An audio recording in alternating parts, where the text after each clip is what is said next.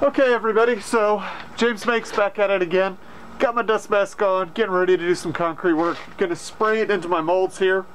You might notice that these molds are a little bit different because they have aluminum brackets in there instead of wood. But anyway, we're gonna get started here. I'm gonna be spraying the surface and then I'm gonna pack in some, hand pack some concrete. So the idea is that we're gonna use the spray to create a really nice smooth surface. So we're gonna give that a shot. Today I'm going to be using Sika's SikaQuick VOH. I'll show you that in just a moment. So let's get started. So it was at that point my camera battery died and I had to finish up. So you get to see kind of the end product, but the spray and pack process looked pretty similar to how it did with the wooden bats in there. This time I was using Sika's Vertical Overhead, or VOH, and as you can see it came out looking pretty good. They came out smooth with some pinholes. So what I then had to do was fill the pinholes with a mixture of slurry, which is acrylic, and some of the cement. So using nothing but the acrylic and the cement instead of any water in there. And then you just smooth that on and kind of hand pack it in with your hand and sand it down a little bit with some sandpaper. And then this is what it looks like when that process is finished. Alright, so the speaker boxes are out of their molds. I filled the pinholes with acrylic slurry. So you can see here, it's looking pretty smooth, looking good. You can see a little bit of color difference between the two. I think that'll actually look pretty good once we stain it.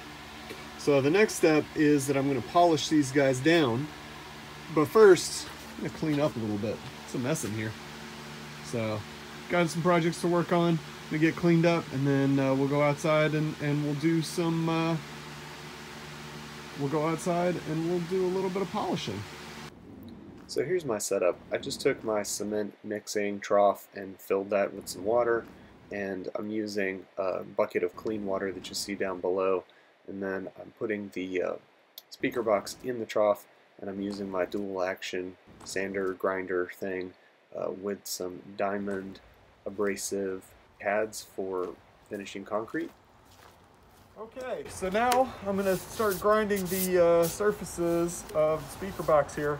So you want to do this wet and to keep the dust down, and it's pretty messy. It's going to get a lot of dust everywhere. So what we're going to do is we're going to take our handy dandy dual action sander grinder thing and going to put on a 100 grit sanding disc. And I'm starting with the 100 grit because it's already fairly smooth, so I don't really need to take it down a huge amount or expose any pock marks. Really keeping it nice and wet. So you just kind of flood the top there, and then we grind. So the trick here is moving slowly back and forth with nice overlapping circles. You don't want to move the grinder too quickly back and forth across because you'll end up making little small swirly circles on there. So just move it slowly, keep lots of water on there to keep the dust down, and just, you know, take your time.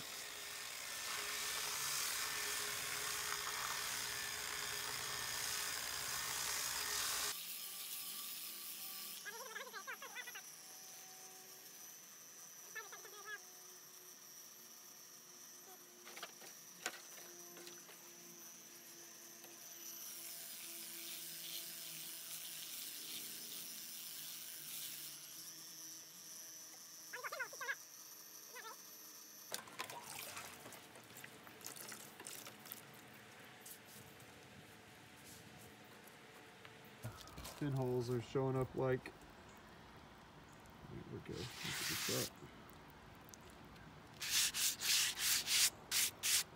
So the other option is maybe just to go with a much higher grit and start with that. So we're going to try that first. And you really do want to do this outside because it is very messy. So going back, trying the 50 grit to see if we can smooth this out. We'll expose all the pinholes, and then by using that 50 grit, then we'll go back in and fill the pinholes. It's a separate step. which I was trying to avoid, but there we go.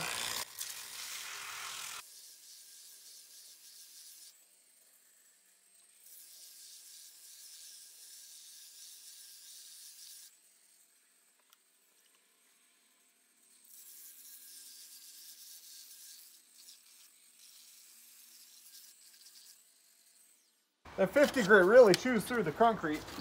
Oh, and I forgot to put my face shield back down. That's smart.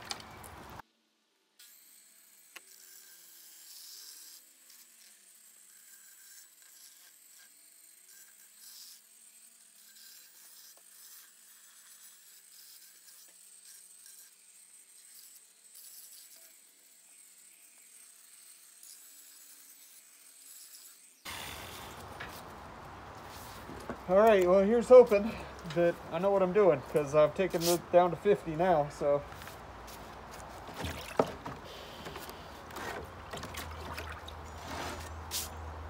Narrator, he did not know what he was doing.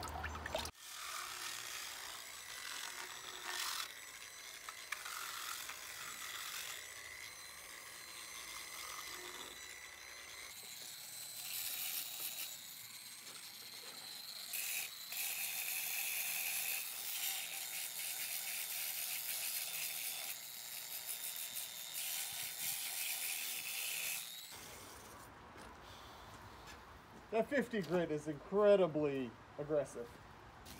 One thing that's not so nice about it is it's exposed a lot of the fiber. You can see it kind of sticking up there. This started to stick through, which is not great. Looks like my face coat was not thick enough. Okay, now let's do the second one. So here's hoping that this is not a terrible idea. So it ended up looking pretty good. I had to burn back the fiberglass fibers using my map torch, and then I just did another coat of the acrylic plus cement slurry and smoothed that out by hand.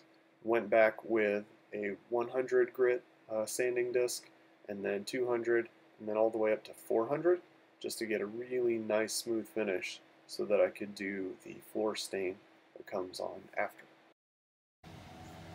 All right, now we're going to stain concrete with the concrete stain. So this is a floor stain. Right now I'm using Smith's Color Floor. This is patina stained concrete. I think patina is actually the name of the color.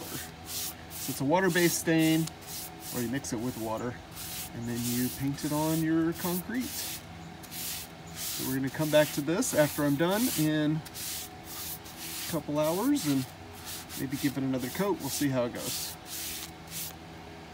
And here's what it looked like after a couple coats of the floor stain. As you can see, it looks pretty nice. Okay, gang. So the concrete boxes for the concrete speakers are pretty much finished up here. And as you can see, the finish looks pretty good. I used a floor stain. It gives it just enough variation that you can tell that it's concrete and actually something a little bit interesting. So there's a little bit of beauty marks showing through there, but for the most part, a lot of the pinholes got filled. So it ends up looking pretty good. I've already sealed it with the concrete sealer. Basically sprays on like spray paint. So that's it for this installment of making concrete speaker boxes. Join us on the next episode. We'll be talking about installing the drivers and doing the woodwork and finishing up the project. If you like this project, don't forget to like and subscribe, and we'll see you next time.